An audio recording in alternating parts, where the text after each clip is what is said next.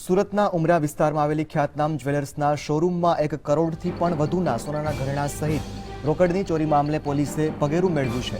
CCTV અને FSL તેમજ dog સ્ક્વોડની મદદથી પ્રાથમિક તપાસમાં શોરૂમના કર્મચારી પ્રશાંત નામના વ્યક્તિએ ચોરી કરી હોવાનું સામે આવ્યું છે। શોરૂમ પાછળ આવેલી બારી વાટે તસ્કરોએ પ્રવેશ કર્યો અને સમગ્ર ચોરીની ઘટનાને અંજામ આપ્યો હતો।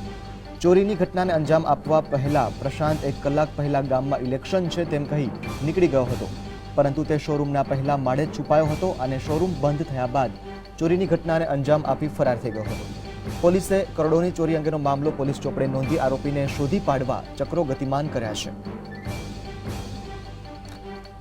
કરોડોના સોનાના દાગીનાની ચોરીનો મામલો સુરતમાં સામે આવ્યો છે। ઉમરાના ઘોડદોડ રોડ પર આવેલા શોરૂમમાં કરોડોની ચોરી કરવામાં આવી છે। સોનાના દાગીના સહિત રોકડની પણ ચોરી શોરૂમમાં જ કામ કરતા વ્યક્તિ દ્વારા કરવામાં આવી હોવાનું પોલીસ તપાસમાં ખુલ્યું છે। ત્યારે હાલમાં આરોપીને ઝડપવા માટે પોલીસે ચક્રો ગતિમાન કર્યા છે। સુરતથી આ મહત્વના સમાચાર સામે આવ્યા છે। હાલમાં ડોગ સ્ક્વોડ અને ઉમરા પોલીસ પણ ઘટના સ્થળે પહોંચીને વધુ માહિતી એકત્રિત કરી રહી છે।